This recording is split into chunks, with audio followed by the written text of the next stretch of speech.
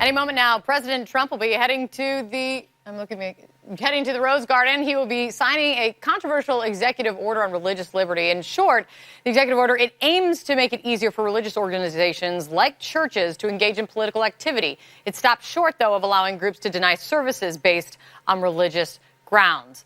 This is an important moment. This is a promise that the president made on the campaign trail of something he would do. Let's go to Jim Acosta. He's live in the Rose Garden as we get ready for this to get underway. Jim, what are we expecting?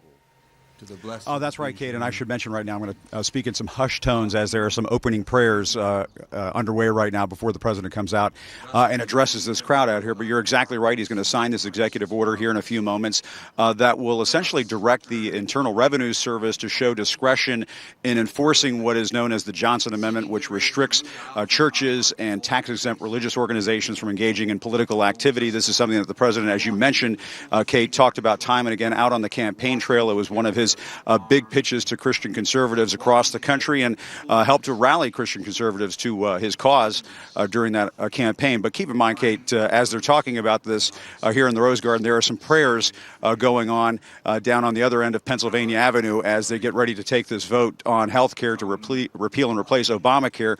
And they're very mindful of that over here at the White House. I can tell you from talking to various White House officials earlier this morning, they are cautiously optimistic, is how one White House official described to me about this vote that's expected to take place here in a couple of hours. But keep in mind, Kate, there is nervousness in the Republican Party about all of this, not only because they know that this is going to be very tight, but I talked to a key Republican source just a little while ago who said, listen, this proposal, and Dana was just talking about this with Congressman Meadows, this proposal is still going to receive a Congressional Budget Office score after this vote happens. And so when that vote happens, it's not going to be after these members of Congress had a chance to read this legislation thoroughly or even have a score come back from the Congressional Budget Office. So that could be problematic for these lawmakers after this vote goes down. We should also point out a little bit of news coming out of the White House this morning, Kate, and that it was confirmed by officials here that the president on this upcoming trip to the G7 in Brussels, the G7 in Sicily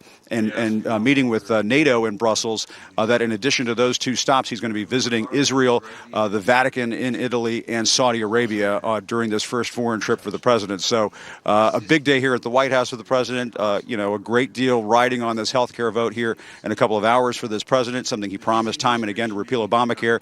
And then, of course, more coming up later this month on this big foreign trip that's happening here in a couple of weeks, Kate. Yeah, a busy month, a busy week, a busy day right now. Absolutely. At the White House. Great to see you, Jim. Thank you so much.